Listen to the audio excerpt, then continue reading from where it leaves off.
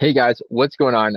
Today we are going to talk about how to reach your next summit in 3 steps, 3 pillars, we're going to call them, and most importantly, make sure that we return safely. Okay. So this video is for you if you are preparing for any kind of mountain summit and you want to maximize your odds of both getting to the top and most importantly, getting back down safely. Okay. And listen, before we get into anything, I know you just gave me your contact info, whatever it is, and I'm taking that seriously. And so for this video, I am going to deliver so much value. I want you guys to walk away from this and say, hey, I've got actionable stuff that I can take steps on right now. I can take this plan that Ty just taught me. I can implement it myself. I know you probably watched videos like this before where it's just been, the guy pitching, selling stuff the whole time. I want this to be the opposite of that. I want to teach you guys to use this program that I've developed. And again, if you want to work with me, great. We'll talk about that at the end, how I can help you implement this process. But, just for getting started, you can take this video, watch it, and go take actionable steps today that is going to help increase your odds of being successful on the summit. Okay. So that is my promise to you guys. And let's dive into it. So I want you to imagine you're in a future where you are super fit, you're totally healthy, injury free, and you're 100% confident going into your next climb. Okay. And you're enjoying your training. So you love it, enjoying the process, and balancing that as part of a busy life, which, like, literally we all have. And then finally, you are standing on top of Everest or whatever that personal Everest, whatever your mountain of choice might be. Maybe it's Everest itself, maybe it's Kilimanjaro, maybe it's like your local hill that you're just trying to get up first thing. Okay.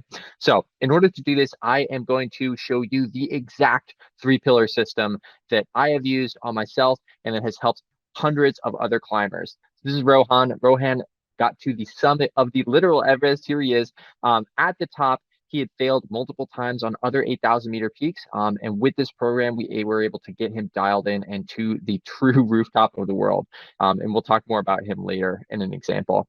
Simon, a Swiss engineer, no climbing experience at all. And we got him to the top of Aconcagua, which you can see behind him in that picture. And then Maggie, who is a running coach. So she was pretty fit already, just kind of casual hiker, but pretty good runner. And we turned her into a real serious climber. This is her on Chimborazo down in Ecuador, both in the Andes and in the Himalaya. And I don't want you guys to just like take a handful of testimonials. We take this really seriously. So we actually look at our summit coaching success rate. You can see these numbers compared to the normal success rate on the left. So you can see we're doing way, way better. Some of these like Aconcagua, 30%, every single person that we've coached up there has gotten to the summit. So that's pretty amazing to see this stuff, right? And again, this is not just something that I do for other people. I literally use this for myself. And if you don't know who I am, maybe you got here from an ad or something. I'm Ty.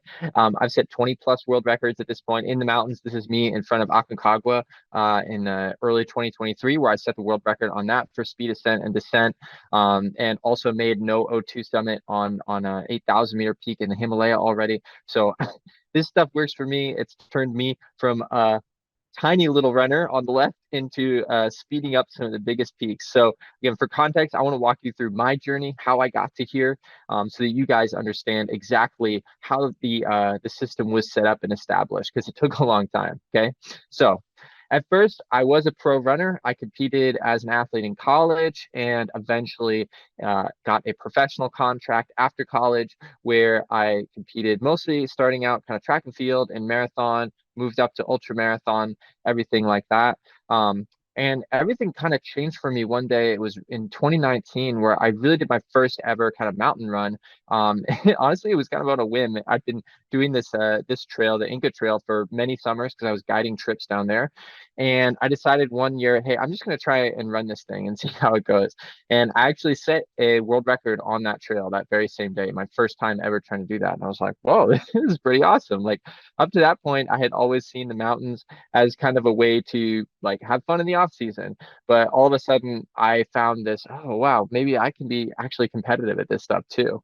And for me, like, I didn't want to just kind of hike up and down smaller peaks. Like, I wanted to climb the big mountains like Everest here. I wanted to make sure I was getting down safely. I was nervous about that side of mountaineering. I'd heard a lot of stories.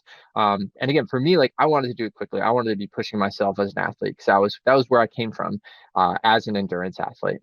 And for me, like, a big part of this was internal motivation. Like I when I was 16 years old, I found running and I loved it because it allowed me to push my limits in a way that was really exciting to me. And I wanted to just keep doing that. I wanted to find other ways to do that. And mountaineering was like this totally new way of being able to do that. So yeah, back in 2020, like I started doing all this research, and what I found was like there just was not a lot of information out there. I read a bunch of books, I looked online, and like kind of tried to follow the conventional wisdom here, that told me to kind of like just do all this different stuff, like do some climbing, do some scrambling, lifting weights, cardio, like all these different things. But honestly, like, there wasn't one kind of cohesive way to do all this. And what I found was that like aerobically, my fitness was great. That was not a problem. Like I was a professional runner, I was super fit, but my technical skills were just not there. Like was not a good technical runner. I was not good with tools, any of that stuff, and I just did not feel ready yet for the big peaks. So one day, actually, this is the first time I went to Aconcagua, so a few years ago, not when I went and set the record. So I was up high on the mountain, and I want to say maybe 6,600 meters, so about 1,000 feet or 300 meters below the summit. And I actually had a crampon break, the little piece that holds the two halves in half, snapped in half. Um, and I just panicked. I like totally freaked out. I was like, oh my gosh, what am I going to do? I can't do this. And instead of just kind of looking at it and trying to solve the problem, I was like, I can't do this. I'm going to go down. And like, honestly, at that time, like that probably was the right call because, you know, I didn't have the skill set to deal with it, but it was super frustrating. Like honestly, I was kind of devastated there because I'd been preparing for this speed attempt like basically the entire year, and on finally on the day I'm so close to the summit and had to go down. So that was a bummer.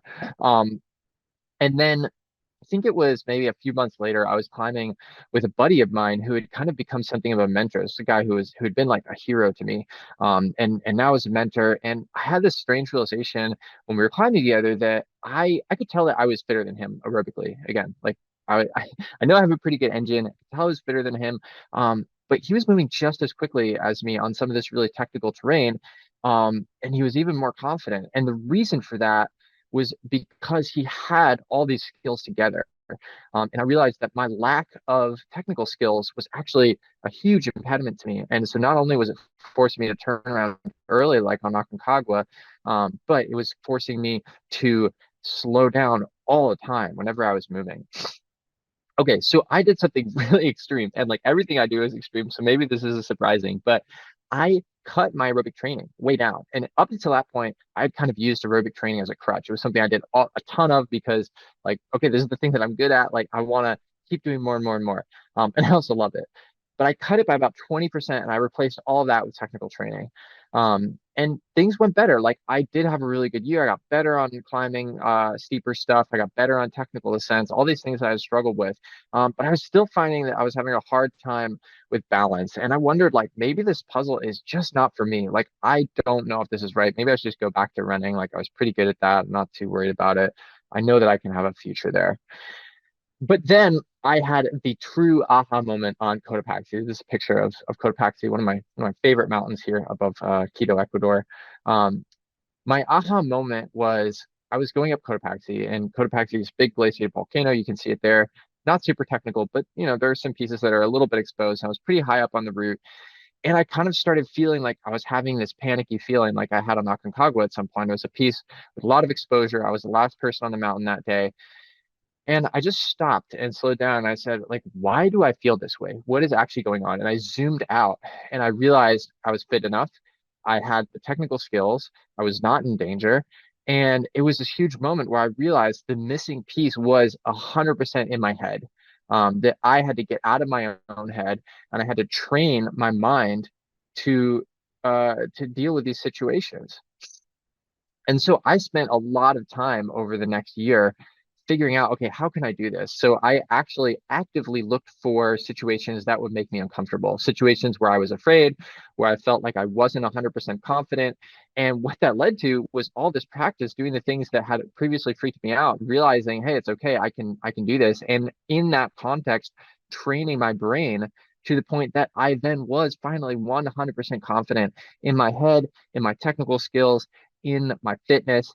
And finally, that led to the actual results that I wanted, which were really crushing it in the mountains. Like again, like I said at the beginning, 20 plus world records, Mount Fuji, Aconcagua, Kilimanjaro, a bunch of world records in the Himalaya just this past fall, getting to the top of my first 8,000 with no oxygen. Like this was what I had been waiting for, and it was like everything finally came together. So what I decided was these, I was going to call the three pillars. The first was physical training. I already had that, but then we also had the technical training. So that was working with gear, working on harder terrain, technical skills. And then the third step that I had been missing was the mental training. It was getting my head in the right place. Okay. So now at this point, like I have developed this system and perfected it to the point where I've not only created a program for myself, but I've coached tons of other people to reach their own summits. Kilimanjaro, Everest, Aconcagua, Ojos, Whitney, mountains in Europe, Alps, Mont Blanc, all this stuff. Um, and again, like it's the exact same system. Well, obviously not the exact same, like you guys might not do exactly what I do in terms of, day to day, but it is the same system. It's the same programming that I use myself. This is me in the Himalaya this past year. And like, why? Why do we do this? Why should I even share this with you guys? For me, like I've been coaching athletes in running as well as mountaineering for like half my life at this point. And the reason is the mountains for me and endurance sport in general has really changed me. And I'm super grateful for that. Like I have had so many incredible opportunities because of being in the mountains, being a runner, being an endurance athlete. I've met incredible people. I've traveled the world. And the mountains are just a special place. Like this, I love this photo. Like you can see, little tiny person in the bottom corner there. It's just like the sense of scale. I don't know. I love it. Okay, so a couple more testimonials here. Again, it's not just about me. Like this is a guy who we helped get to the top of Manaslu. It's the eighth highest mountain in the world, 8163. He got up there. 2 day push from base camp, which I used to think it usually takes most people 4 or 5. He was obviously super stoked. That's awesome. This is Rachel and Connor. We got down to the top of Kilimanjaro, again, all the way from sea level to the top of the mountain in just a couple of days. That was pretty awesome. But let's dive into it. That's enough about other people. Let's talk about how this system actually works. Okay. So the very first slide here, this I'm an engineer at heart, so I like to think of things as systems. All right. So we've got our input, which is you before we work together. So you're an athlete, you probably have some sense of a goal, some goal summit. We work through our three pillar system, and then the output is you are fit, you are skilled, you are confident, you are ready to go. Okay. So we are going to now look at exactly what that looks like, because most people, they just start on the one pillar, which is the physical training. We're going to talk about how we incorporate all of this stuff into this awesome flow chart. Okay. So this might look really confusing, but don't worry. We are going to walk through it. So on the left, we have our goal setting. In the middle, we have our three pillars training. And on the right, we have finally where we get to, which is being on the mountain and being able to be safe, confident, and get home safely, as well as getting to the summit. Okay, so we are going to walk through this step by step. We're going to start on the left and walk all the way through the three pillars in the middle, and then talk about how that gets us ready to go on the mountain. Okay, let's do it. This is the cool part. Okay, so goal setting. This is the most important, because if we don't have these things, if we don't have a why, if we don't have short and long-term goals, then we are going to really struggle with motivation. Okay, so this shapes our training going forward. So let's talk about what these three things are. Okay, so the why to me is the most important. This I'm going to go walk through first and give you guys some bad examples, and then we'll talk about good examples. So here's a bad why. A bad why would be I want to get likes on Instagram. That's a pretty stupid reason. Like, okay, I'll dial that back. It is a bad reason if that is the only reason that you have for climbing a big mountain. There's nothing wrong with being recognized. There's nothing wrong for wanting people to like you. But if that's your only reason for climbing a mountain, our why is what we come to when things get really, really hard on the mountain. So when it is 4 o'clock in the morning and you're climbing an 8,000 meter peak and you've been climbing all night and it's freezing and you can barely breathe and you're exhausted and your circadian rhythms are telling you you should be in bed, your why is the thing that is deep down inside you that gets you motivated. And I promise you that getting likes on IG is not enough. So maybe your why is I love being in nature. I love doing things with my best friend. I love pushing my limits. Those are really good whys, because if those are true, they have to be true to you. Like I can't tell you what your why is. Then those are going to pick you up in those moments of really, really deep, challenge on the mountain. Okay. So then we have our long-term and short-term goals. Our why is like always there. It's always there in the background. And whenever things get hard, whether it's in training or on the mountain, we have that to go back to. Our short-term goal would be, okay, these are things that are like check-ins. They're like milestones that we want to hit in progress. So again, if I'm a beginner climber and my goal is to climb 514, that's not a great goal because it's not realistic. It's not something I can accomplish in the next 30, 60, 90 days. Those are the kind of the time frame that we want to be thinking about when it comes to short-term goals. Okay. And then a long-term goal would be something that we can achieve like maybe in the next 3 to 6 to 12 months. So this could be our, like, for example, our summit. Okay, let's say right now I'm training for going to Everest next year, or I'm going to Kilimanjaro next year. Okay, that's my long-term goal. My long-term goal, let's say, is climb Kilimanjaro. Okay, awesome, that's great. So now we can work backwards and find our short-term goal. And let's talk about a good example here. So I kind of mentioned these, but like, okay, good why? Yeah, I want to find my own limits. So again, when it's 3:30 in the morning and we're up on the mountain, remind myself, okay, this is why I'm here. I'm finding my limits and I'm right up against the edge. That's a really good deep why. Okay. A short-term goal, again, I like process-oriented goals. So this is a nice one. Would be like, okay, I want to run 1 hour every week. I want to do an hour-long run every week. Okay, that's a good short-term goal. Why? Because it's something that I can accomplish, and it's something that is 100% in my control. It's basically just an accountability goal, right? Um, and then a long-term goal, I want to climb Mount Elbert, which is the tallest mountain in Colorado. I want to climb it overnight. Okay, cool. Right now, that's something that seems too scary, but I think in the next 3 to 6 months, I could do that, right? So that's the idea of our long-term goal. Okay, so now we've got our goals, we've got our why, we've got our longest short-term goals, and now we're going to dive into the true three pillars, which is our physical, technical, and mental training. Okay, let's do it. So again, here we go. We've got one of each of these. And let's start with physical training. Again, this is where a lot of people start and they just do this. And this is why most information out there about mountaineering training is totally lacking because they only train you for this part. So cardio and strength, we need two halves of this for mountaineering. Obviously, most mountaineering is cardiovascular. It is continuous exercise. Again, if you're doing a big mountain like Kilimanjaro, like Aconcagua, like a 8,000-meter mountain, you need serious cardio because you are going to be doing long days up and down and up and down. And then your summit push, for depending on the mountain, it could be, 10, 12, even 24 hours of continuous movement. So that's why we train cardio. Strength, again, we're probably carrying a heavy backpack. Maybe if you're on an 8,000, you've got an oxygen tank in there and a respirator. You've got an ice axe, you've got food, water. You could be carrying 30, 40 pounds of stuff at that point. You've got to be strong as well as aerobically fit. Okay. So the really important things with physical training are that the program is built around you and what you actually have time and ability and enjoy doing. Okay. So if you're someone who already loves cycling, let's talk about that. Here's Rohan. He's a guy who we talked about earlier. He made it to the top of Everest. He was an experienced climber, but before he did not have the physical fitness, okay, to complete this this program of getting to the top of an 8,000 meter. Like his issue was he basically thought, oh, I'm gonna train a little bit, but like aerobically, I'm gonna kind of train as I'm on the mountain. I'm gonna get fitter. And what really happened was, if you guys know Everest, it takes 2 weeks just to get to base camp. And by the time he did that, he was completely exhausted. He did not get fitter. He got less fit because he was so exhausted because he didn't have the fitness coming in. So he was totally burnt out.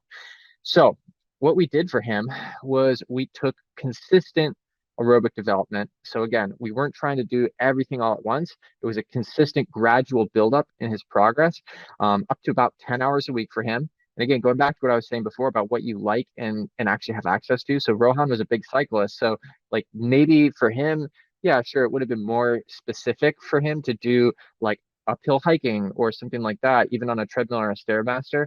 But he lived in a flat city in India. He did not have access to mountains. And he already loved to cycle. So it's like, all right, man, you've already got this. You're loving it. You do it. Let's just do more of it. Let's have you do more of that.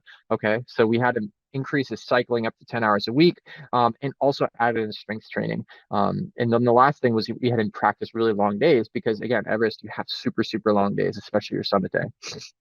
And so what we ended up, what the result was for Rohan, he put on 10 pounds of muscle, and increased his aerobic capacity by, I think, like 50%, which was incredible. We did a VO2 max testing at the beginning and the end of the season for him. And again, then he made it. Like it was incredible. Like this was his third attempt on an 8,000 meter. I think he did Choyu and then Everest with me. And on summit day, he was actually one of the first people to get to the top. And most importantly, again, we're always going to come back to this. He also had plenty of energy to come back down and make it home safe. Okay, let's talk about technical training now. So this was the one that I first started to struggle with. So I kind of split this into two different categories, which is gear and then technique. So gear would be what kind of tools are you going to need for this climb? If it's something like Kilimanjaro, it could be as simple as, walking poles. And if it's a technical climb, you're talking about two ice axes, you're talking about ice screws, all kinds of protection, rope skills, things like that. So that's kind of your gear. And then technical skills would be the actual climbing itself. So that would be, okay, how I practice ice climbing, how I practice rock climbing, even things that are relatively you might think of as straightforward. Like again, going back to a relatively simple mountain like Kilimanjaro, just the idea of walking on really loose scree, that's something that a lot of people might not have experience with if it's your first bigger mountain. So something like that, putting on a big heavy backpack, walking on scree, learning the balance, all that kind of stuff. Okay, so let's take another example here. This guy, Arthur. So Arthur was training for this mountain called Ojos down in the Andes. It's the second tallest mountain in the Americas. And he was already super fit. He was a marathon runner. He ran like 3 marathons a year. So this guy has no problem with fitness for sure, at least on the aerobic side. So kind of coming from a similar place as me, but he had no mountaineering experience at all. And Ojos has like one final piece that is a little bit steep and requires some scrambling. And you need crampons, you need ice axe, you need to be able to walk on snow. It's relatively steep and all that stuff. So we had him doing a whole bunch of different stuff. So first we had him basically practice, like I was just saying about Kili, like just moving uphill with a backpack, his heavy boots. He lived in New England, so we actually had him go out in winter, put his crampons on, walking uphill, and even doing some scrambling. And then for the technique side, we had him actually go into a rock gym and do climbing. I think he'd never been climbing before, so we had him climbing up to like 5'8", 5'10". And the idea with that was just to get used to that level of exposure of being on rope, and so that when he was on the mountain, it would make that low class 5 at the end of the mountain seem quite a bit less scary. And he was successful. He made his summit on Ojos. This was last year, and he's now continuing to climb even more technical peaks, which is awesome to see. I love that. Okay.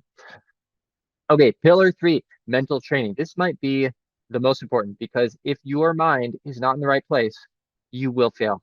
Let me say it again. It does not matter how fit you are. If your mind is not in it 100%, you will fail. I promise you that. So a lot of people, they just make the assumption, hey, my mind, like if I'm fit enough, whatever, I can deal with anything on the day. But when things get really hard, your mind will always fail before your body does, excuse me. And the big thing with mental training, a lot of people think, your mind is like, oh, it's just like being tall. It's like you're either really tough or you're not. Not true. You can train your mind just like you can train your body. Okay. Let's talk about how that works. So, I'm going to talk about Sarah.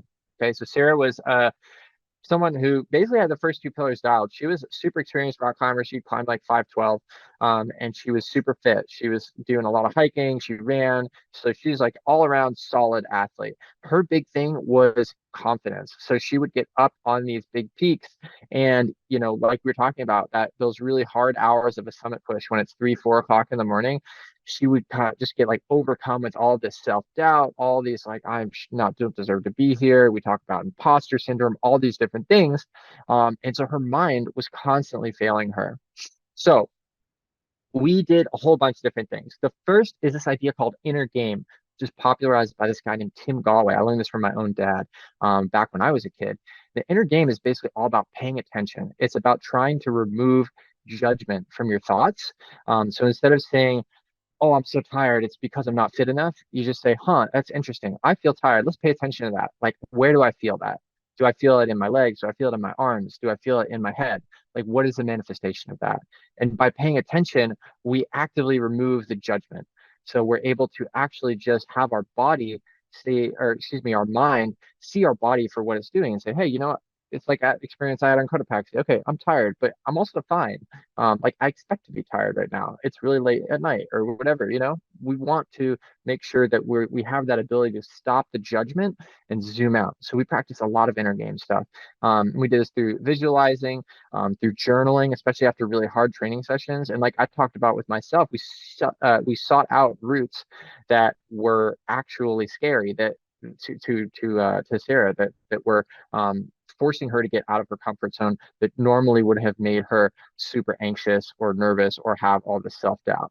And what ended up happening, she completely turned things around. So she did a whole bunch of climbing down in the Andes, bunch of successful summits, and then also in the Himalaya.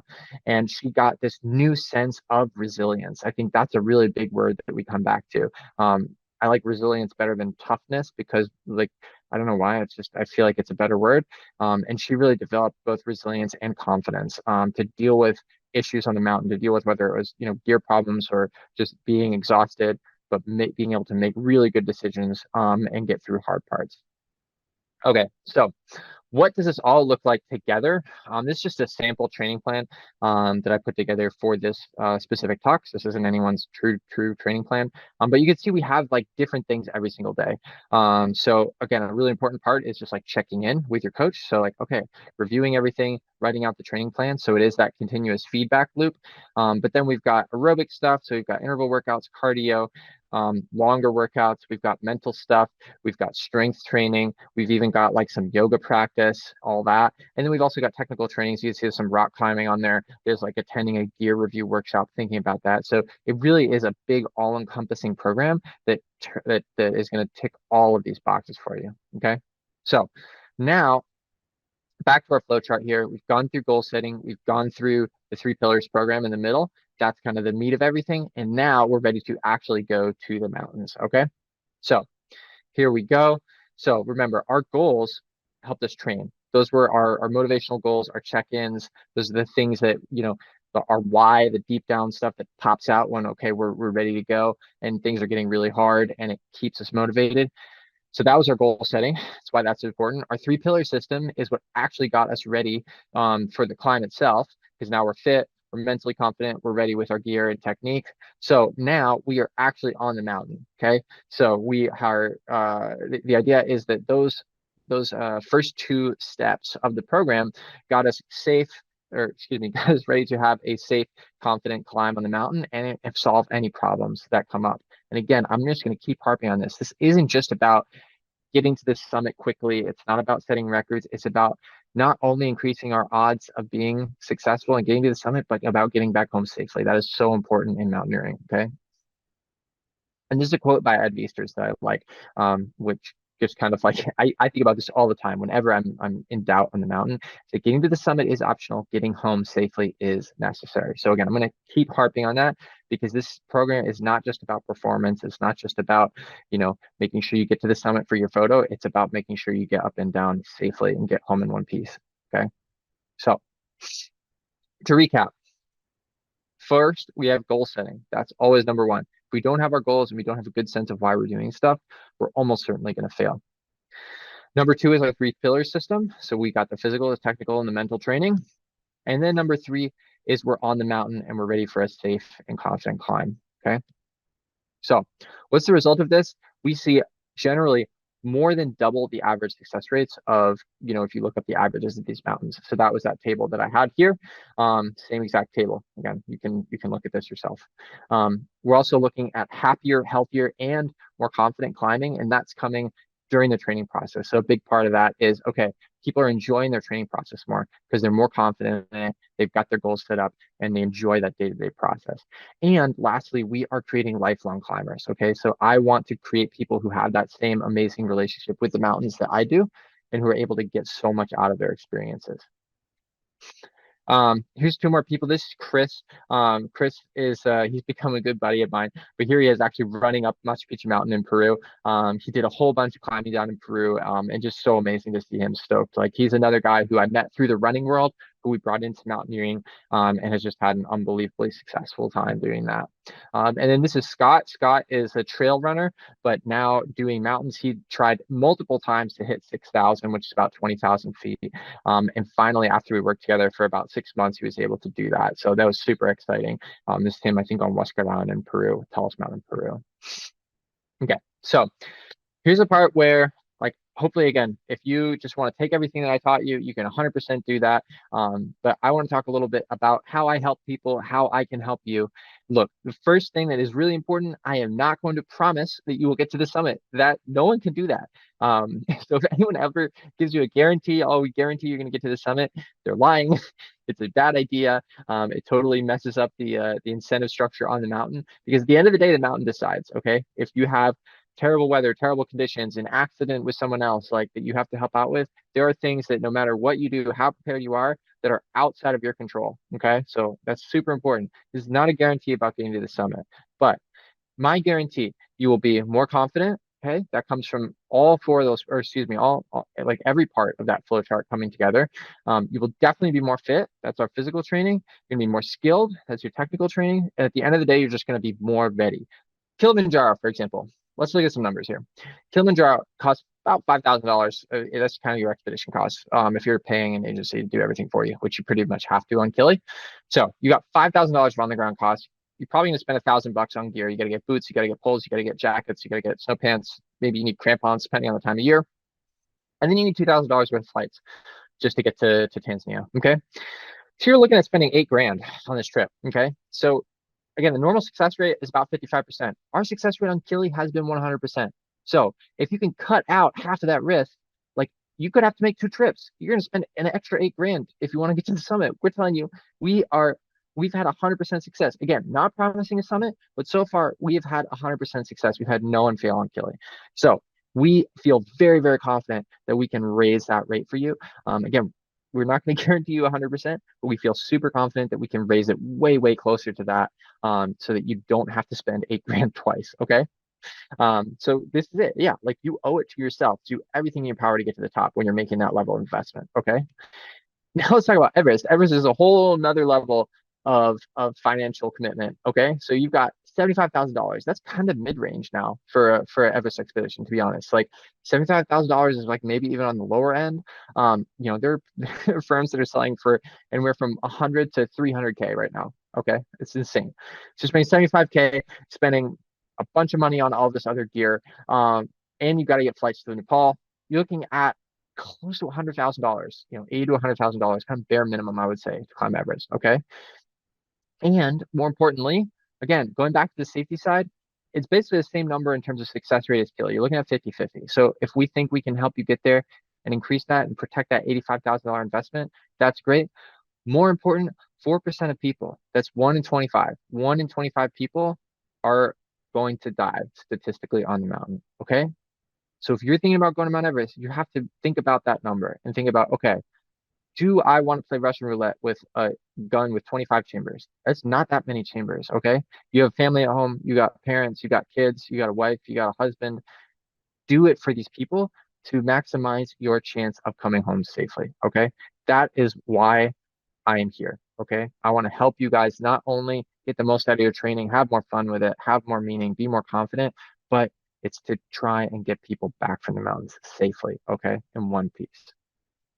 So look, like I said at the very beginning, you guys can do what you want here. You can take all this information and put together your own plan, your own training program built around these 3 pillars. I've given you like all the information that I have, honestly. Like, you can take this and run with it. You have actionable steps. You can put a training plan together for yourself and hold yourself accountable. I trust you guys to do that. If you want to do that, that's great. But it's going to be hard. It's going to be hard to do that. There's stuff you have to figure out. You got to hold yourself accountable, all this stuff. If you want to do it quicker and more effectively, then you can join our community of athletes who we've helped to do this, who have doubled their chances of summit success and achieved their dreams and got home safe. Okay. I promise you that. Because look, here's what we're going to do together. We're going to set you goals. make sure those are ready to go. You've got your why and you've got your short and long-term goals. We're going to develop that 3-pillar system specifically for you that's built around your needs.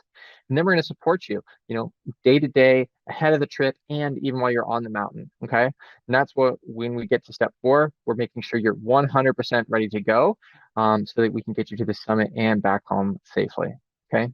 So look, if you are on the fence, the next step would be to schedule a call with me and my team. You can do that by clicking that button right below this screen, or link, depending on where you see this. And look, here's the thing. If you're on the fence, I encourage you to go ahead and book a call, because this is a worst case. The worst case, we spend half an hour on the phone together.